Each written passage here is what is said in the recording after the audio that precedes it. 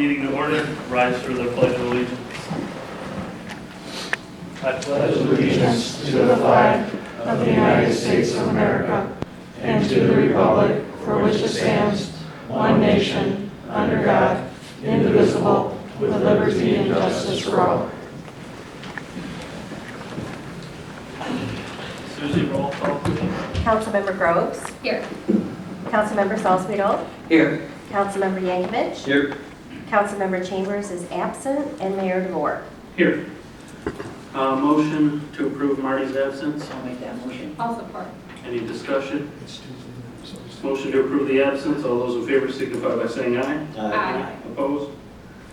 Absence is excused. Motion for tonight's consent agenda. I'll make that. Go ahead. I'll second her motion. Okay. Motion and a second. Any discussion or changes on the packet? Sue? Councilmember Groves. Yes. Mayor DeVore. Yes. Councilmember Salzweedl. Yes. Councilmember Yankovic. Yes. All right. Citizen discussion for items not on the agenda. Perry, got several of them. Perry Beecham, reside in the city of Lowell. First of all, I'm here as the board chair of Lowell Light and Power and gonna brag on them a little bit and brag on the DPW. As everybody knows, we had the storm a week ago Thursday. Lowell Light and Power had all customers with their power back on by Friday night, except there's a couple of exceptions that there were a couple houses that need to have a private electrician do some work before they could get the power back on. I've heard it from many citizens in town. Appreciate the line, everybody in the Lowell Light and Power and everybody at the city. I know our office staff came in, manned phones. I know the city was out, workers were out making sure the roads were clear and when trees came down. And so they all put in some long hours and had many people say how much they appreciated the brush and limb pickup that the city, along with Light and Power, coordinated and got that picked up. That really helped the citizens of Lowell. I also want to thank Holland. Through our mutual aid, we had Holland come in because they have some specialized equipment where we needed to replace some poles in the backyards and our trucks were too big to get back there, so Holland came in and assisted that. Now I'm going to segue into I hope that at some point the candidates that are running for city council have a debate, have an open forum that they can talk. And the reason why I say that, because I've heard that one particular candidate has floated the idea again, I've heard it before, of selling Lowell Light and Power. I do know that by charter that has to go to a vote of the people, but I believe Lowell Light and Power is the city's biggest asset. And if you lived in, I know, sure I'm throwing consumers under the bus. Consumers has a huge area to take care of and they have different protocols. I know people around this community, especially to east of us, because Saranac got really hit hard. There were people without power until Tuesday, Wednesday, Thursday, actually almost 7 days after the event. They have a tough job, but again, our reliability, we are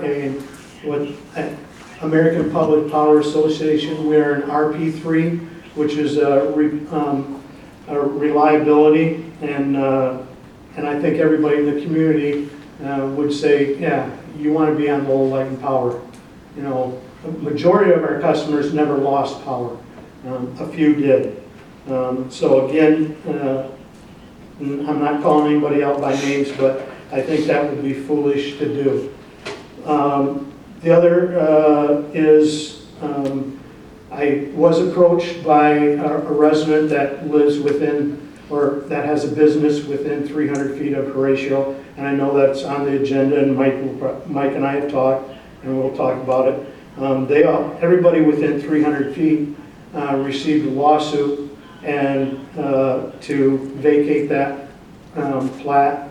I'm going to just say, and it was the owners, investors of that. Nowhere did it talk about Copper Rock, and I reached out to Copper Rock, and we've had that discussion. I just think that Copper Rock is not winning any popularity by not letting the people that are in effect, giving that this is a technicality, this is how it has to happen. Because that was, a lot of people get this lawsuit and they're going, do I need to send it to my lawyer, to whatever? So I just wanted to point that out. Parking, I still think parking, I'd like to see that project move forward, but I'd like to see the parking reduced. I know that the Planning Commission has a radius and they figure it out, but when all those parking places are not available 24/7, 365 days a year, I think they shouldn't allow the 17 spots that they've asked for to park on the city streets. Lastly, well, also with that, I think with the parking, I think it's, if you're using the city streets to park for that, I as a citizen and everybody here is helping to pay for that. And I think that they need to figure something else out. Pink Arrow, I know that's on your thing too. It will be out selling, the first shirts you can get is Community Day is the 7th out at the stadium. Shirt sales will also be at the old Spring Grove building, Heidi's Farm Market, and Red Barn out at Murray Lake. And the game will be September 22nd. Thank you. Thanks, Barry.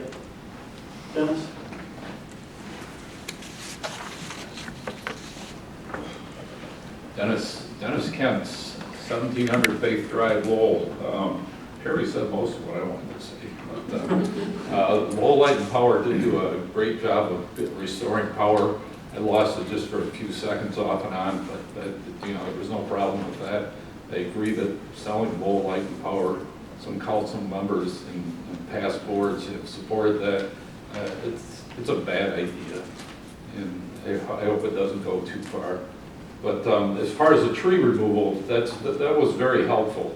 And I know the city power or the joint operation has done this a couple times. I think it'd be great if you could do that, just a couple times a year. Much as I hate to say it, I might even consider paying for it. Outside of the tax I already paid. It is helpful because it's hard to find places, to deal with branches. So I appreciate that. Are you willing to pay for the entire city? Is that what you're offering? No, I don't remember saying that exactly. We'll have to look at the tape. Yeah, thank you. Thanks, Dennis. Eric? Hello, Eric Barkus. I live at 215 West Main. I'd like to echo Perry's comments about Lowell Light and Power. I spoke with Charlie a few weeks ago just about the business in general, just to learn more about it. And he was just exceptional about explaining how much of a gem that utility is to us. I love Cliff's blogs, and so I started my own blog, and I have a whole article on it.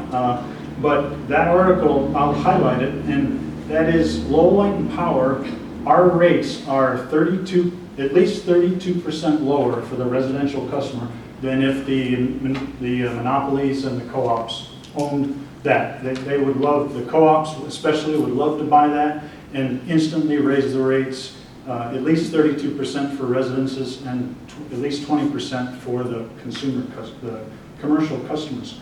That's just one huge benefit. To sell that for a short-term gain would compromise our citizens forever. It would be lost. And so I hope that, now, I'm open to discuss things, of course, but I would just make sure that people know that they really have a good deal in that co-op.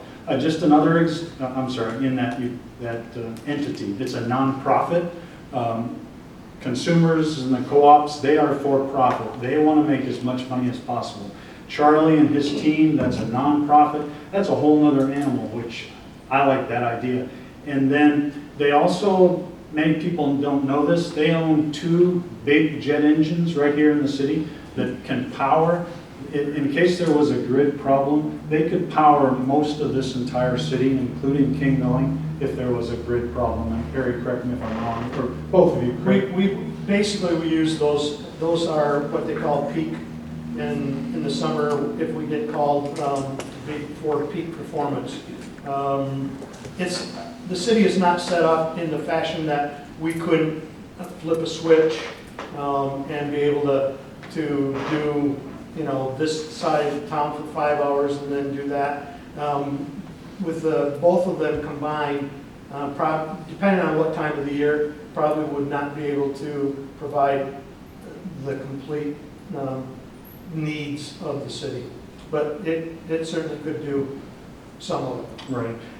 Thank you. And I love the fact that that's on standby. If there's a problem in the entire nation, there's someone 24 hours a day on standby to start those up. I don't think consumers or co-ops would generate that service. And lastly, our team, our board members, 2 of them are here. They spend hours on their service. It's quite a dedication to helping the city and our citizens. So thank you. It's rewarding to us. Jake? Jake Davenport, 527 Lafayette Street. So first off, I want to say thank you to Lowell Power, to the DPW, our police department, our fire department for everything they did with the storms a week or 2 ago. And I want to make it very clear that I do not support defunding Lowell Power. I think it's the city's biggest asset, like Perry said. And so like a couple of years ago, there was a squirrel that climbed into the transformer near my house on a Sunday, like 7 o'clock in the morning. And I called the emergency line. Within 5 minutes, they were out there. Within 20 minutes, our power was back on. And I believe that defunding low-lying power and selling it off is a very short-sighted idea. And that is something that I would never support. So thank you. Thank you. Anybody else? All right, we will close public comment. Move on to old business, number A, township response on water discussion. Good evening, Mayor, City Council. We did receive a response back from the township from our letter that we sent on July 26th regarding our requests to the township. Basically, the summary of the letter is that they can't make a decision in 60 days. They don't feel that they have enough information to do that. But that being said, they also were interested in investigating the possibility of just building the additional pump size and pump speed. They would want to. They would be interested in looking at. They did have some questions about how large of an area this would cover, what the estimated costs are for this, what the cost sharing would be. And I mean, at this point in time, like I said before, that this is all conceptual at this point. We don't even know whether or not this idea that we've come up with can be done. We know that increasing the pump speeds from our pumps go from 600 gallons per minute now, 1,200 gallons per minute would increase the ability for the plant to pump more. But there still needs to be some analysis to how much that would be per day and how much the cost would be. We believe the cost would be significantly less than building additional wells, but we still need to look into that. In regards to what would be responsible, I've kind of gone back and forth with our water plant superintendent, Brian Van Beelen.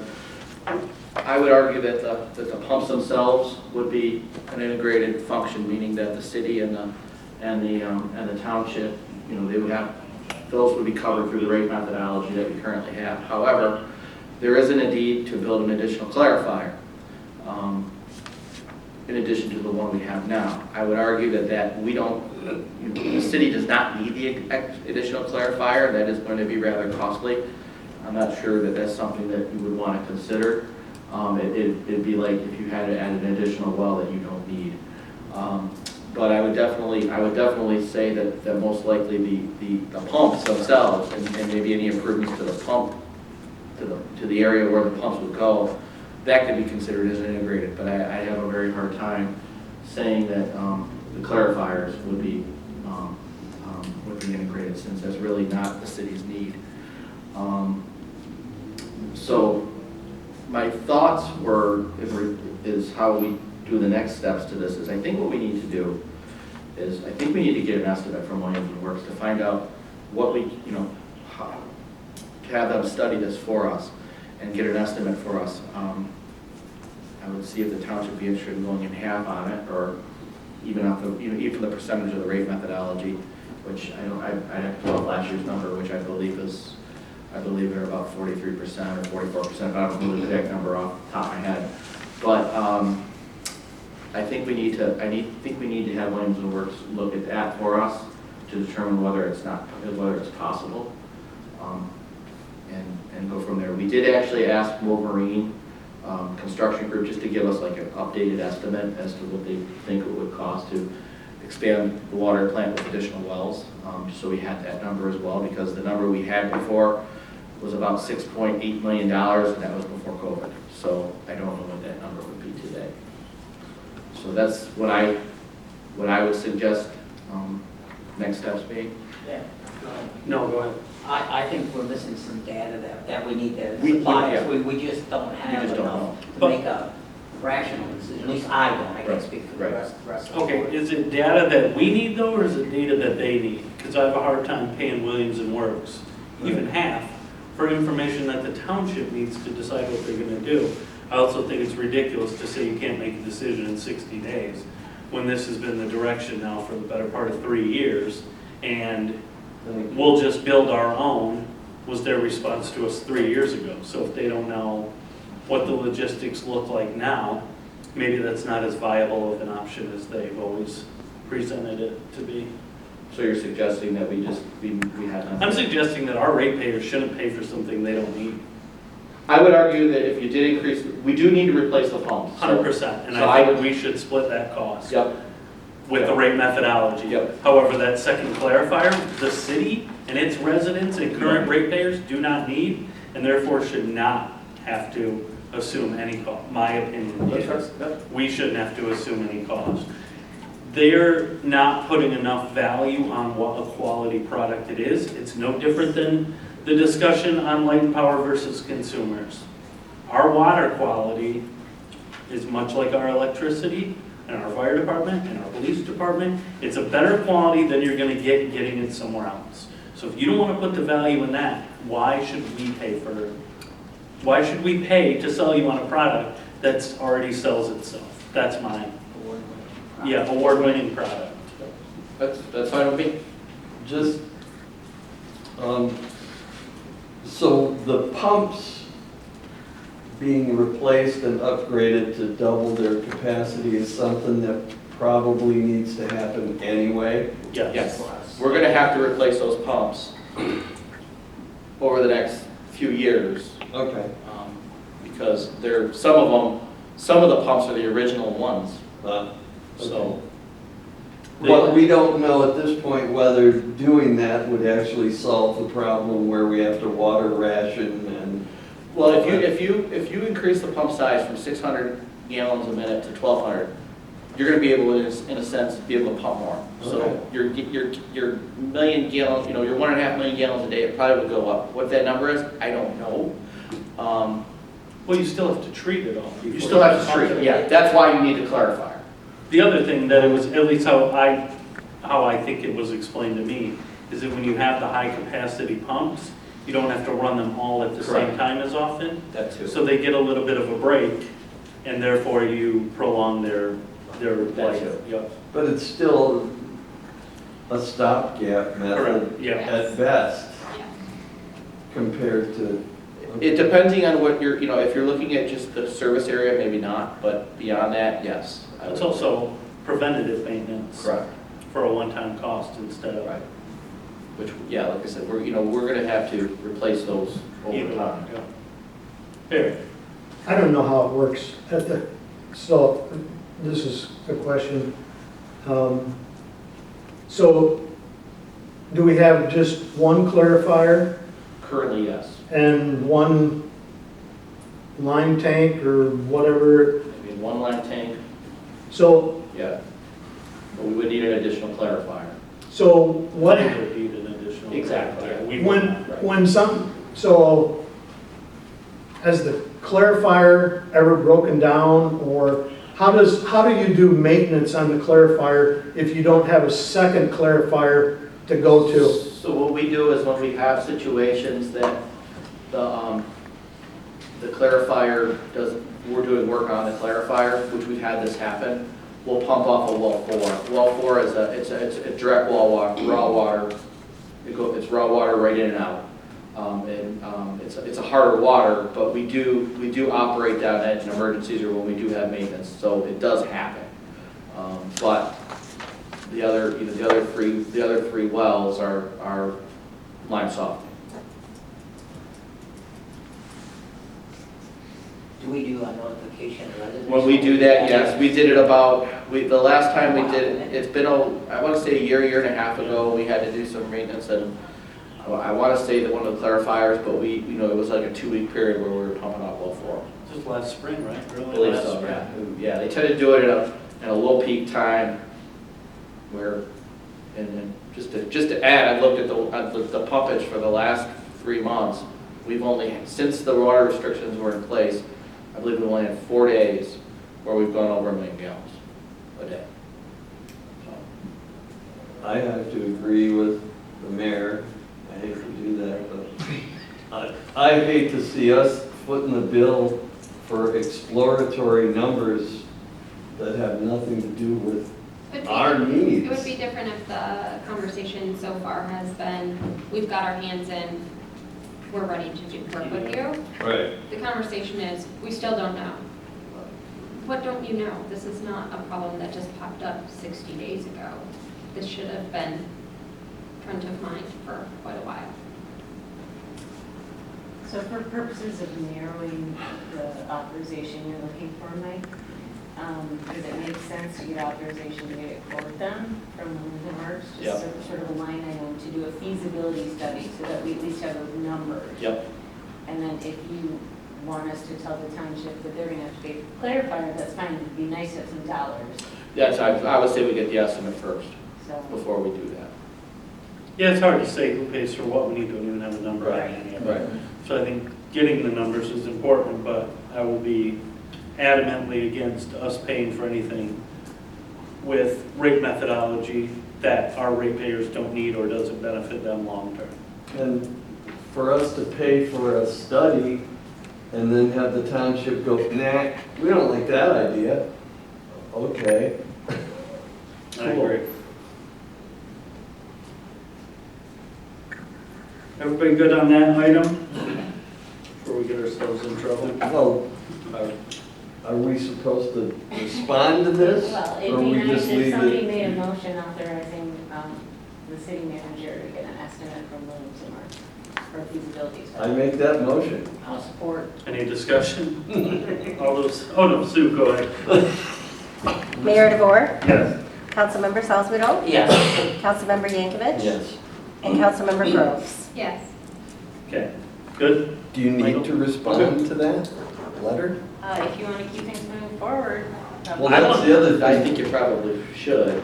Well, how do we respond without numbers though? Right. Like, Right. I'm not gonna say, oh, I think you should pay half or something, and then the engineering comes back and it's minuscule, and now they're like, okay, we'll pay half, and now we're locked in, right?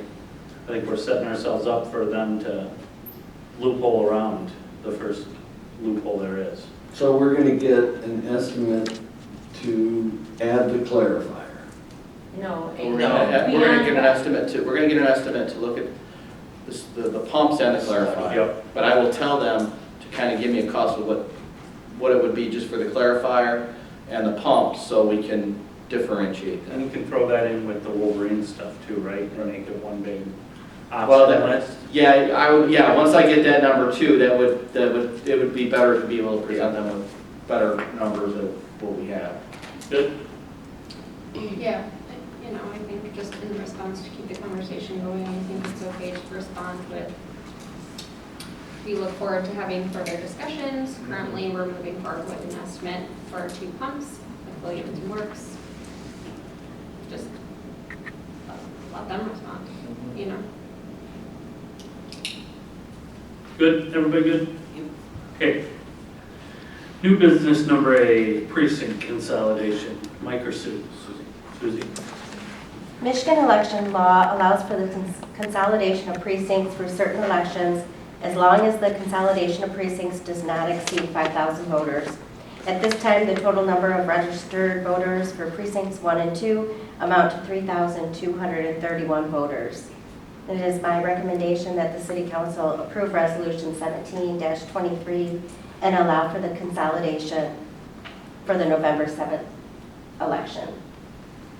That's easy, because I don't ever remember which line I'm supposed to get in anyway. Well, is this something, if we approve it, is that for all?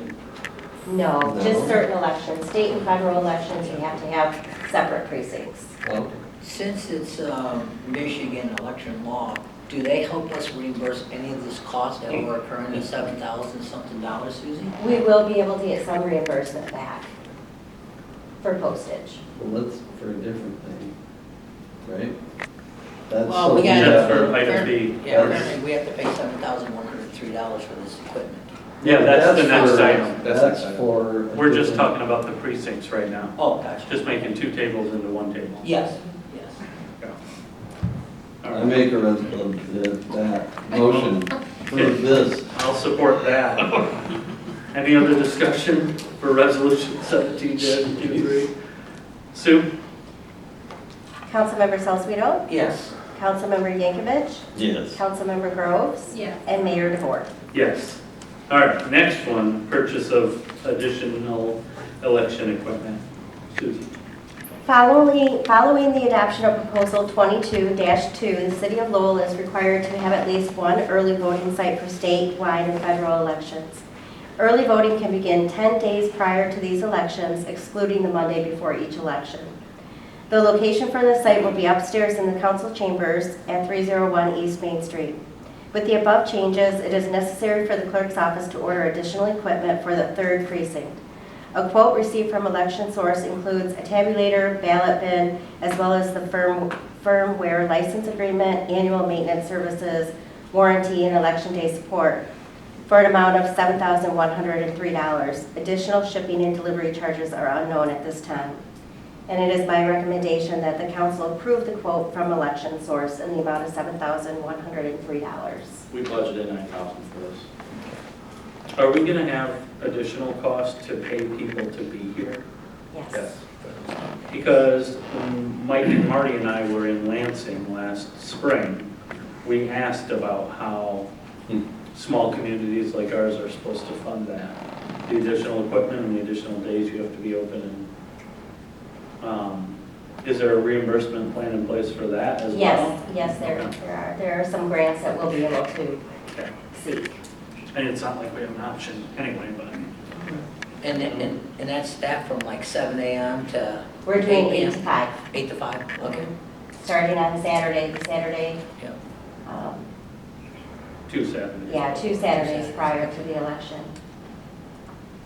There will be at least 3 election workers each day.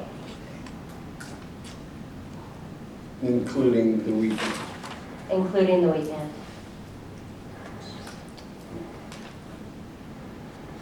Those don't apply for local elections, right? Just state and federal? Yes, So you don't have to do anything for we did not. November? We had the opportunity, we could have tested it for the November election.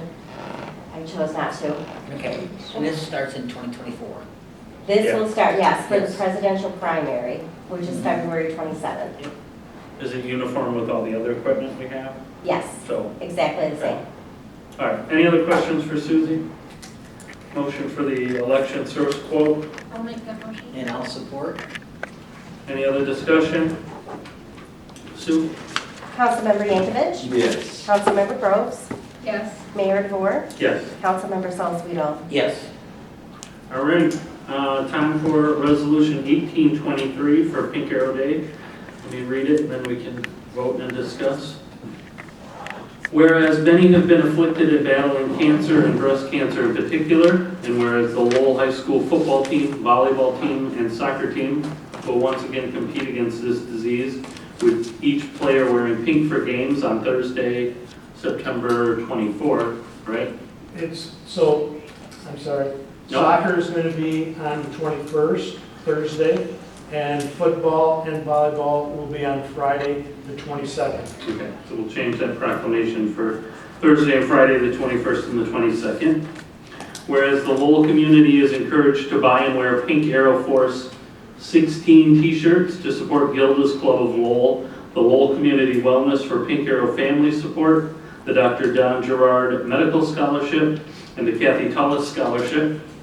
Now therefore be it resolved that the Lowell City Council recognizes Thursday, September 21st and Friday, September 22nd, 2023 as Pink Arrow Pride Days, Arrow Force 16, and further encourage all Lowell community residents to participate in this event by purchasing and wearing pink t-shirts and attending the games. Can I have a motion, please, for Resolution 1823? I'll make the motion. Support. Any other discussion? Sue? Councilmember Groves, Yes. Mayor DeVore, Yes. Councilmember Salzweedl, Yes. and Councilmember Yankovic. All right, vacation of Horatio Street. We have received a notice to vacate Horatio Street. As you are aware, street vacation occurs through a civil court action. As a result, a lawsuit has been filed. People's Elbow LLC and Schoen Afford King LLC versus City of Lowell. The lawsuit is more a formality to comply with the Michigan statute responsibilities to vacate a street or other public way. This request is being filed to assist with the proposed development of the former rollaway facility. The city can object to the vacation or can agree not to consent the action. The lawsuit has been attached and we can select either option. Notices were sent to all property owners within 300 feet of the request as required by law. There have been questions as to why the city cannot sell this property. First is a designated street and a public right-of-way. It is not deemed property. Second, when a street vacation occurs, all property is divided equally amongst all adjacent parcels where the vacation occurs. This property would be split equally between People's Elbow and Sean Efferking, both of which were LLCs formed through Copper Rock Construction. If the city files suit, we can seek some legal costs from the requester. However, we have not filed and cannot do so. I should mention I projected anywhere between approximately $63,000 and $88,000 in new property tax revenue to the city's general fund, depending on the final construction costs for the development. I should also mention the Act 51 allocation for this 1/10 of a mile is $484. This vacation is needed to facilitate the development. I recommend the City of Lowell does not contest the vacation of Horatio Street. Questions or discussion? I have to agree with Perry that I wish that there had been some type of letter included with the packet they sent to people, and so that you get stuff from lawyers, you get nervous, Yeah. especially, I just wish they would have communicated, hey, this is how we have to do it in Michigan. It's a formality unless you really want to, Well, I agree with you because I think that they are well aware that they are not, this development project is not the most popular thing with people over there. So to then know that there's a public outcry and have two LLCs nobody's ever heard of, yeah. send a bunch of legal papers to all the residents when you could have very easily sent a letter that said, hey, I mean, we have to send this to you, it's a formality. it doesn't even say Copper Rock in the letter, does it? No. Unless I missed it. I don't, like I said, Yeah. I haven't even decided how I feel about this development yet as a whole, but I think it's very off-putting to not be transparent with people. I mean, there's no guarantee. Some of these residents didn't pay their lawyer to look at this stuff. So, I don't know. I'm not a huge fan of the way this went down, especially with two LLCs nobody knew of in a neighborhood where people have already been pretty vocal that. Go ahead. I would concur with that. My name is Jenny. I have property directly across the street, and the transparency in all of this has been lacking at best. To have received not only one, but two notices from the attorneys indicating that they want to vacate Horatio Street is intimidating, especially to people that don't have a familiarity with the legal system. I think there are many, many issues that come up with the vacation of Horatio Street. Largely, my biggest concern is safety in this area. I've had vehicles just annihilated that I parked in front of my home that were taken out by other vehicles that were just going down the street because they weren't paying attention. I've seen near misses. I've seen cars swerve toward the house, and you're looking at adding 17 spaces by vacating Horatio Street, which has perfectly good parking near and on it. And you're looking at narrowing a space that's already a detriment to this area. I'm just very concerned about the safety of not only my family, my children, but my neighbors and the community that's in that area. James, can I please get your address for the record? 826. 826, thank you. Thank you.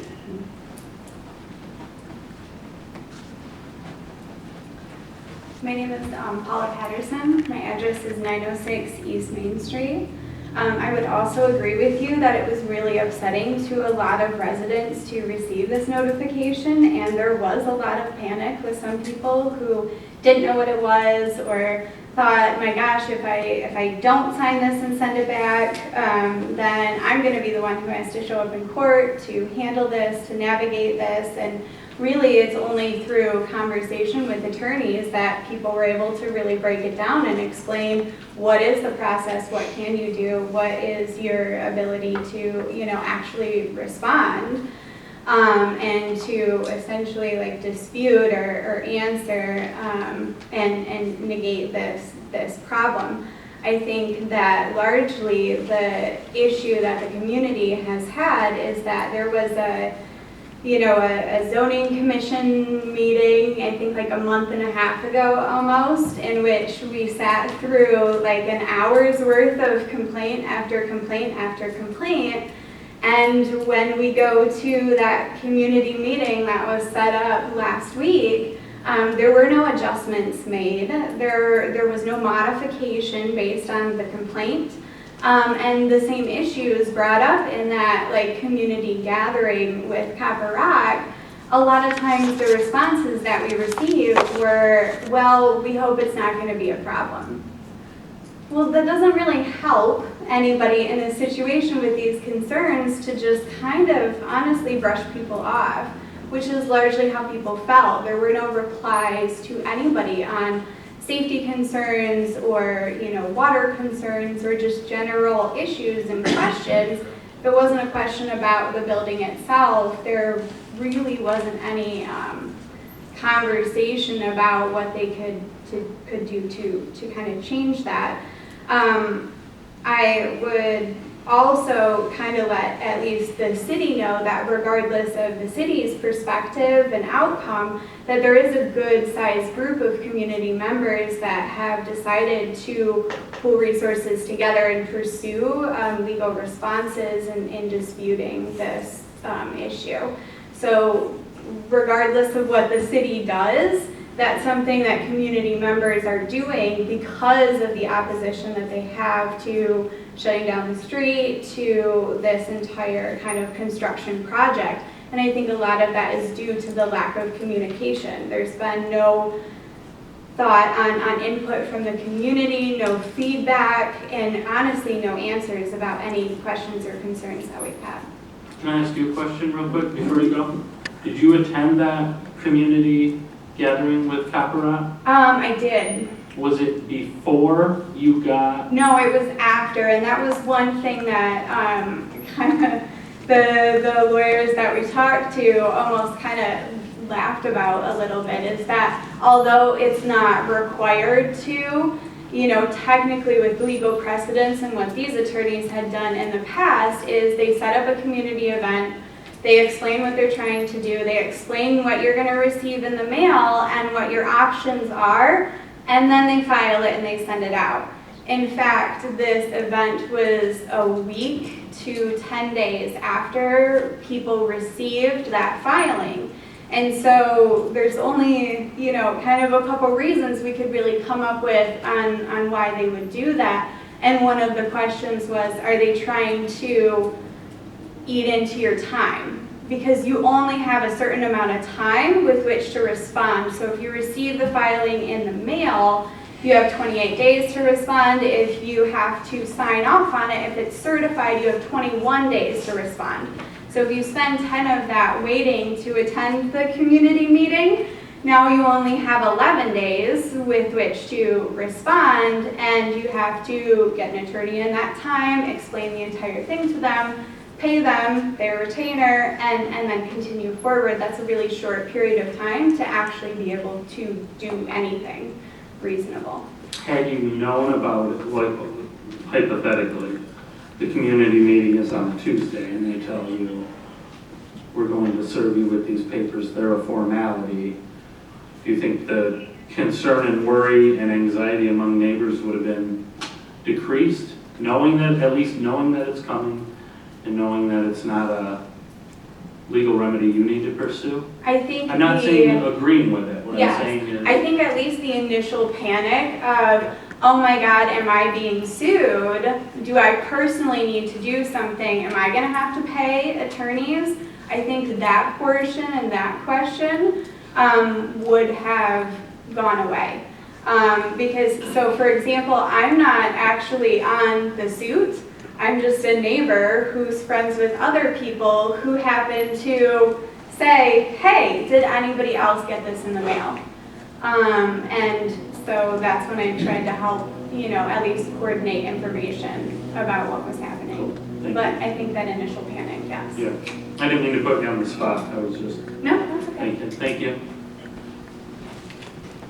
Hello, I'm Donald Laponzi. I live with my sister Madeline on 717 East Main Street. I just briefly want to, say that we do not support vacating Horatio.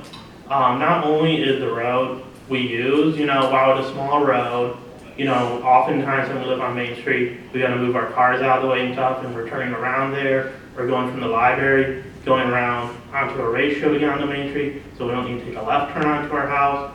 And even other family, I don't have younger kids and stuff. When I was younger living there, ride my bike around, walk around the block with my grandma, when I'm a kid. I'm sure other families living nearby also doing activities like that. And then furthermore, vacating Horatio for this copper rock project, which me and my sister and mostly pretty much everyone I've talked to strongly dislike. While we all kind of agree rollway need to be replaced with something, the copper rock project with, getting rid of Horatio, that house right in that block right across the street from it, no one is for it. We don't really want the restaurant, which is going to be replacing it. The 44 unit house is just going to be a ton of more cars crammed into what will be most likely small, bad apartments. So, vacating Horatio for Copper Rock would not be in the best interest of the neighborhood, and the rollway project could be, it could be a lot better, less houses, for that. And I understand there's a tax thing you guys find out. However, I feel like even then, reworking rollway to a better project, you still get taxes while, keeping the neighborhood, much better than currently. So, you guys representing us, I would encourage you guys not to approve the vacate, and, talk to Copper Rock for a better project for us. Thank you. Thank you. Perry? Just one last thing for me, which I think it's interesting, listening to the group that came up. If you call up Copper Rock's website, the first thing it says valued communication, solid performance. That kind of is their mantra, and I think there's been a huge lack of communication that's been going on. So, thank you.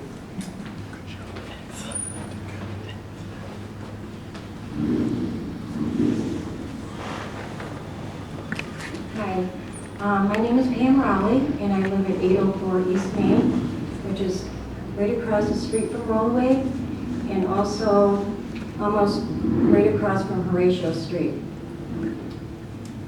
Let me put it in perspective.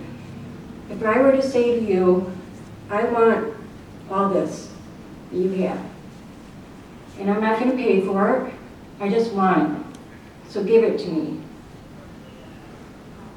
On top of that, I'm going to sue you for it because you're all defendants. That's how we felt when we got those 2 letters from People's Elbow, LLC, Shown, AF, Working, LLC. Horatio is part of our neighborhood. We use it, we need it. We use it to walk to the library, Runciman Park, and because we live at a very busy part of Main Street where people are going 50 miles an hour, and it's gotten worse because I've lived there for 35 years. I would say in the last 10 years it's gotten worse. We sometimes cannot turn left out of our driveway headed west. So we have to go around, we cut through Horatio Street. With Copper Rock project, it's going to be worse. It scares me to death, literally, that we can't get out of our driveways. There's going to be parking on both sides of Main Street, and I guarantee you somebody's going to get hurt. There'll be a casualty. You can't put a traffic light in there. I talked to MDOT. They don't want to deal with that right now. Can't go with the speed limit because if you do a speed study, they'll increase it because people are going 50 miles an hour. So, because we're worried that the city won't have our backs, and obviously the LLCs want our street, we're hoping that you vote to keep our street. Thank you. Thank you. Mayor, Yes. if I could just talk about the procedure. Yes, thank you. Okay. So this is admittedly an archaic procedure. It's in the statute. And this does throw people for a loop every so often because it is just so sort of aggressive looking, but this is how the law requires you to do it. Just telling you, repeating what I think you already know. You have to file a complaint in court, and you have to name a lot of different parties. The other thing I just want to point out is that it's very common for, as a matter of fact, by law, they would have to name the LLCs who are the interested parties. Okay, so that's who would have had to be named as the plaintiff in this lawsuit. So now that's not to say that in a cover letter or something else, they couldn't have explained the relationship to Copper Rock, but for what it's worth, technically, this was done correctly. I just want to point that out. Yeah, and I think that the argument is not that it was incorrect, just that it could have been communicated to the residents instead of an envelope full of fear-inducing. I know, because I've had to do it myself on behalf of municipalities and always reach out ahead of time to try to explain the situation.